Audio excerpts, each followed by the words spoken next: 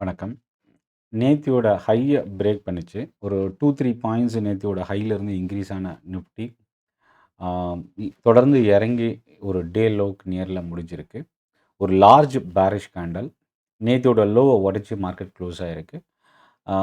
இன்னைக்கு மார்க்கெட் அதாவது நேத்தி 26,000க்கு மேல ரொம்ப கம்ஃபர்டபுளா ஒரு ஸ்ட்ராங் புல்லிஷ் கேண்டலோட முடிஞ்ச நிஃப்டி இன்னைக்கு ஏன் வீக் ஆயிருக்கு? ஸோ நேத்தியோட கன்டினியூயஸ் நேத்து வரைக்கும் மார்க்கெட் தொடர்ந்து கன்டினியூஸா இன்க்ரீஸ் ஆயிட்டு இருந்த நிஃப்டி, இன்னைக்கு ஒரு ரிவர்சல் பேட்டர்ன் எடுத்திருக்கு. இதுக்கு என்ன காரணம்? காலையில ஓப்பனிங்கில மார்க்கெட் கிட்டத்தட்ட ஒரு 150 130 பாயிண்ட்ஸ் நியர்லி ஃபால் ஆச்சு. அதுக்கப்புறம் அங்கேருந்து ரெக்கவர் ஆகி நிஃப்டி கிட்டத்தட்ட க்ளோஸ் டூ நியூட்ரல் வரைக்கும் வந்தாலும், மறுபடியும் முடிவுல இறங்கி தான் க்ளோஸ் ஆயிருக்கு. மோர் தென் 100 பாயிண்ட்ஸ். ஸோ நிஃப்டி இறங்குனதுக்கு என்ன காரணம்? நடுவுல மார்க்கெட் டூரிங் ஹவர்ஸ்ல வந்து ரெக்கவர் ஆனதுக்கு என்ன ரீசன்? ஸோ இதுக்கப்புறம் மார்க்கெட் எப்படி இருக்க வாய்ப்பு இருக்கு? இன்னியோட போஸ்ட் மார்க்கெட் அப்டேட்ல நம்ம பார்க்க போறோம். என்னென்ன ஸ்டாக்ஸ் அதிகமான வால்யூம் கிட்டத்தட்ட ஒரு ஸ்டாக் இன்னைக்கு 80 மடங்கு ஆவரேஜ் வால்யூம தாண்டி இன்க்ரீஸ் ஆயிருக்கு. அது என்ன ஸ்டாக் அப்படின்றதையும் நம்ம பார்க்கலாம். சென்னை ட்ரேடிங் அகாடமி டெலகிராம் குரூப்புக்கான லிங்க் வீடியோட டிஸ்கிரிப்ஷன்ல இருந்து நீங்க யூஸ் பண்ணிக்கலாம்.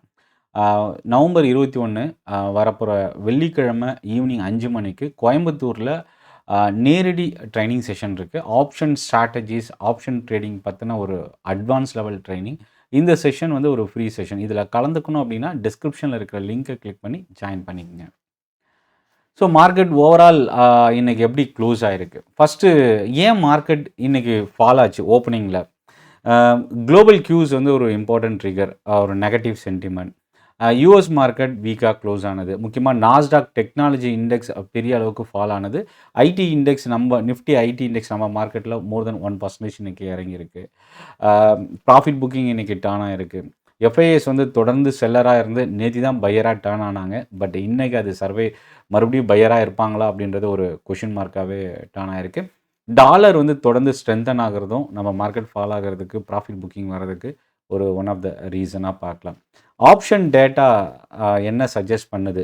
அதாவது மார்க்கெட் ஹவர்ஸ்ல நடுவுல ரெக்கவர் ஆனதுக்கு என்ன காரணம் அப்படின்னா, புல்லிஷ் மொமெண்டம் வந்து டே லோலேருந்து ரெக்கவர் ஆச்சு. நான் நேத்தியோட மார்க்கெட் போஸ்ட் மார்க்கெட்லயும் சொல்லியிருந்தேன். என்னன்னா, பை அண்ட் டிப்ஸ் தான் மார்க்கெட் வந்து டிரைவ் ஆக வாய்ப்பு இருக்கு. ஸோ டாப்ல போம்போது ஷார்ட் பண்றது ரிஸ்க் அதிகம். ஸோ இறங்கி ஏதோ ஒரு கரெக்ஷன்ல ஒரு ஃபால் வரும்போது, அந்த பாட்டம் நியர்ல ஒரு பை வந்தா மறுபடியும் ரெக்கவர் ஆகுறதுக்கான பாசிபிலிட்டி கொஞ்சம் அதிகமா இருக்கு அப்படின்றது. அதுதான் அந்த புல்லிஷ் மொமெண்டம் வந்து ஆப்ஷன் டேட்டா மூலியமா நம்ம தெரிஞ்சுக்கிறோம். 2வது வந்து டெக்னிக்கல் செட்டப். இது ரொம்ப இம்பார்ட்டன்ட் ட்ரிகர். ஏன்னா, டெக்னிக்கலா நிஃப்டி ரொம்ப ஒரு ஸ்ட்ராங் ஜோன்ல இருக்கு. ஏன்னா, நேத்து 26,000க்கு மேல க்ளோஸ் ஆச்சு. எஃப்ஐஎஸ் வந்து பையரா டர்ன் ஆயிருந்தது. இந்தியாவுக்கும், அமெரிக்காவுக்குமான ட்ரேட் டீல். ஸோ, இதெல்லாமே ஒரு பக்கம் பாசிட்டிவா இருந்தாலும், இதுல இன்னைக்கு ஃபால் ஆன செக்டார வச்சு பார்க்கும்போது, அதாவது ஐடி செக்டார், ரியல்டி, மெட்டல். இந்த ஐடி அண்ட் மெட்டல் வந்து குளோபல் சென்டிமென்ட் வந்து அதிகமா இன்ஃப்ளூயன்ஸ் பண்ணும். ரியல்டி செக்டார் குரோத் அஃபெக்ட் பண்ணக்கூடிய ஒரு செக்டார். எங்கேயாவது குரோத் ஸ்ட்ரகிள் ஆகுது அப்படின்னா, அங்க ஃபர்ஸ்ட்டு ரியல்டி செக்டார் தான் அதிகமா ஃபால் ஆகும். ஸோ, அப்ப இந்த 3 செக்டார் தான் இன்னைக்கு அதிகமா இறங்கியிருக்கு. ஐடி அண்ட் மெட்டல் வந்து 1%ம், ரியல்டி நியர்லி 2% கிட்டயும் இன்னைக்கு ஃபால் ஆயிருக்கு. மத்த எல்லா செக்டாருமே இன்னைக்கு டவுன். பட் இந்த 3 செக்டார் தான் கொஞ்சம் அதிகமா ஃபால் ஆயிருக்கு. இப்போ இந்த இன்ட்ரெஸ்ட் ரேட் அமெரிக்காவோட இன்ட்ரெஸ்ட் ரேட் கட் பண்ணுவாங்களான்ற எதிர்பார்ப்பு பெரிய அளவுக்கு ஒரு கொஸ்டின் மார்க்கா டர்ன் ஆகிருக்கிறது தான் இப்போதைக்கு மார்க்கெட் வந்து ஒரு ஸ்மால் கரெக்ஷன் வர்றதுக்கான ஒரு காரணமாக பார்க்கலாம். ஸோ டிசம்பருக்குள்ள இன்னும் 2 ரேட் கட் இருக்கும், 3 ரேட் கட் இருக்கும், இந்த மாதிரி நிறைய ஸ்பெகுலேஷன்ஸ் மீடியாவில் வந்திருந்தாலும் ஃபெடரலோட மீட்டிங் மினிட்ஸ் அப்டேட் பண்ண போகிறாங்க. அதிலிருந்து தான் நமக்கு கிளியர் வியூ நமக்கு கிடைக்கும். 2வது என்விடியாவோட குவார்ட்டர்லி ரிசல்ட் இருக்கு. ஸோ இன்னைக்கு. ஸோ இது எல்லாமே இம்பார்ட்டன்ட் ட்ரிகரா நாளையோட ட்ரேடிங் செஷனுக்கு நம்ம கவனிக்கலாம். இன்னைக்கு மார்க்கெட்ல வந்து 3 ஸ்டாக் தான் நிஃப்டி 50ல லீட் பண்ணியிருக்கு. 1 Bharti Airtel, Axis Bank, Reliance. இது 3ம் இறங்காம கை குடுத்தது மார்க்கெட் பெரிய அளவுக்கு டேமேஜ் இல்ல அப்படின்னு சொல்லலாம். அடுத்தது செபியோட சேர்மன் ஒரு நியூஸ் குடுத்திருந்தாரு. என்னன்னா, அடுத்த 3 to 5 இயர்ஸ்ல கிளையன்ட் பேஸ் ஸ்டாக் மார்க்கெட்ல இருக்கிற கிளையன்ட் பேஸ் டபுளா டர்ன் ஆக பாசிபிள் இருக்கு. இதுதான் இன்னைக்கு வந்து பார்த்தீங்கன்னா, கேபிட்டல் மார்க்கெட் ஸ்டாக்ஸ்ல பையிங் அதிகமா டர்ன் ஆச்சு. மியூச்சுவல் ஃபண்ட் கம்பெனிஸ், பிஎஸ்சி, முக்கியமா ரீசென்ட்டா ஸ்டாக் மார்க்கெட்ல லிஸ்ட் ஆயிருந்த குரோ கிட்டத்தட்ட ஐபிஓ பிரைஸ்ல இருந்து டபுளா டர்ன் ஆயிருக்கு. தொடர்ந்து ஒரு நாள் கூட இன்னும் நெகட்டிவா டர்ன் ஆகல. கன்சிஸ்டன்ட்டா ஹையரில் க்ளோஸ் ஆகுது. இன்றைக்கும் நியர்லி 8% கிட்ட இந்த ஸ்டாக் வந்து இன்க்ரீஸ் ஆகிருக்கு. அடுத்தது ரிலையன்ஸ் வந்து இன்க்ரீஸ் ஆனதுக்கு, அதாவது இன்க்ரீஸ் ஆச்சுன்றதை விட ஒரு ஸ்லைட் பாசிட்டிவாக க்ளோஸ் ஆகிருக்கு. அதுக்கு ரீசன் வந்து பெட் பிஸ்னஸ், அதாவது பெட்டுக்கான ஃபுட் பிஸ்னஸில் இறங்குறதுக்கான ஒரு நியூஸ் கொடுத்துருந்தது. ஒரு ஒன் ஆஃப் த ரீசனாக பார்க்கலாம். அடுத்தது கவர்மெண்ட்டோட ஒரு முக்கியமான அனௌன்ஸ்மெண்ட் என்னென்னா, அட்வர்டைஸ்மெண்ட்கான ரேட்டை வந்து ரிவைஸ் பண்ணியிருக்கிறாங்க. நியர்லி 26% வந்து ரிவைஸ் பண்ணுறதுக்கான அப்ரூவல் கொடுத்துருக்கிறது.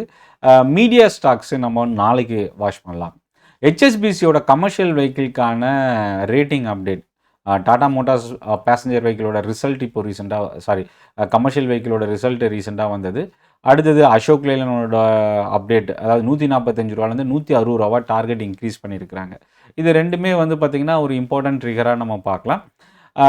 இன்றைக்கி பாசிட்டிவான நியூஸு, நேவி மும்பையில் ஏர்போர்ட் ஆப்ரேஷன் ஸ்டார்ட் பண்ணியிருக்கிற அதானி என்டர்பிரைசஸ். பட் இது பெரிய அளவுக்கு இன்றைக்கி இம்பாக்ட் இல்லை, ஒரு ஸ்லைட் இம்பாக்ட் தான் இருந்ததுன்னு சொல்லலாம். Avanti Feed, Apex Frozen Foods, இது வந்து அக்டோபர் மந்தோட எக்ஸ்போர்ட் டேட்டாவில் வந்து இது ஒரு பாசிட்டிவ் சென்டிமெண்ட்டாக பார்க்கலாம்.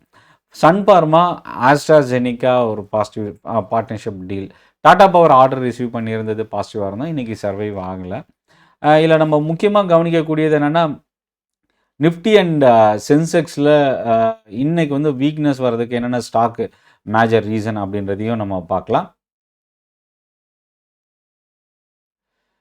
ஸோ இன்றைக்கி எல்லா செக்டாருமே இன்றைக்கி ரொம்ப நெகட்டிவாக தான் டேர்ன் ஆகிருந்தது. அதில் முக்கியமாக ஸ்மால் கேப் இண்டெக்ஸ் தான் இன்றைக்கி மோசமான ஃபால், கிட்டத்தட்ட 1% கிட்ட ஃபால் ஆகிருக்கு. 50 ஸ்டாக் நிஃப்டி 50ல் 42 ஸ்டாக் இறங்கியிருக்கு. 8 ஸ்டாக் மட்டும்தான் பாசிட்டிவாக முடிஞ்சிருக்கு. அதில் 2 ஸ்டாக் பாரதியும் ஆக்சிஸ் பேங்க்கும் மட்டும் மோர் தென் 1%. அதிகமாக ஃபால் ஆன ஸ்டாக்ஸில் டாடா கன்சியூமர், டெக் மஹிந்திரா, அதாவது இதில் லூசரில் பார்த்தீங்கன்னா மோஸ்ட் ஆஃப் த ஸ்டாக் வந்து ஐடி ஸ்டாக்ஸ் ரீட்டைன் ஆகிருக்கு.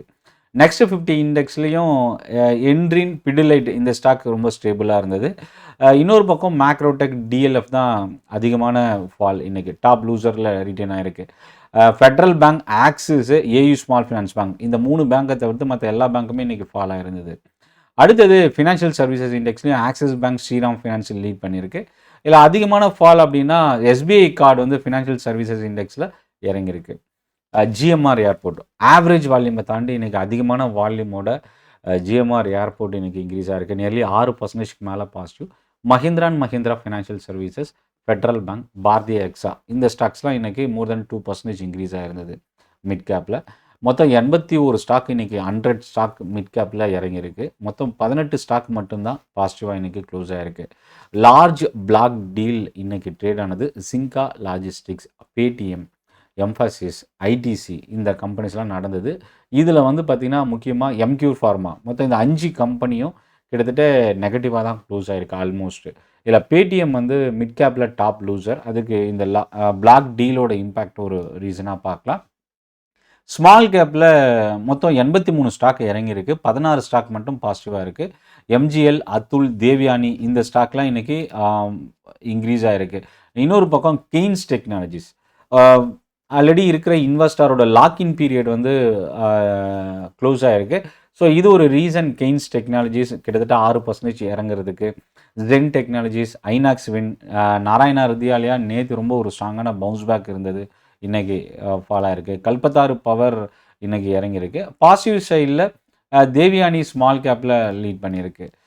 ரியல்ட்டியில் எல்லா ஸ்டாக்குமே இன்றைக்கி டவுனில் க்ளோஸ் ஆகிருக்கு. ஷோபா, லோதா இன்றைக்கி டாப் லூசர். ஐடி இண்டெக்ஸ்லையும் எல்லா ஸ்டாக்கும் இன்றைக்கி டவுனில் க்ளோஸ் ஆகிருக்கு. டெக் மஹேந்திரா டாப் லூசராக 2% இறங்கியிருக்கு. மெட்டல் இண்டெக்ஸில் ஜேஎஸ்எல்லை தவிர்த்து மற்ற எல்லா ஸ்டாக்குமே இன்றைக்கி வீக் ஆகிருக்கு. வேதாந்தா, செயில், இந்துஸ்தான் காப்பர், இந்த ஸ்டாக்ஸ் எல்லாமே இன்றைக்கி ஒரு வீக்னஸ் இருந்தது. ஸோ இப்போது மார்க்கெட் எப்படி மூவ் ஆக வாய்ப்பு இருக்குது? மேபி தொடர்ந்து கண்டினியூஸ் ஒரு அப்சைட் மொமெண்டம் இருந்தது. அதுக்கப்புறம் இன்றைக்கி ஒரு லார்ஜ் பேரிஷ் கேண்டல் நேத்தியோட லோவையும் உடைச்சிருக்கு. 26,000க்கு பிலோ க்ளோஸ் ஆகிருக்கு.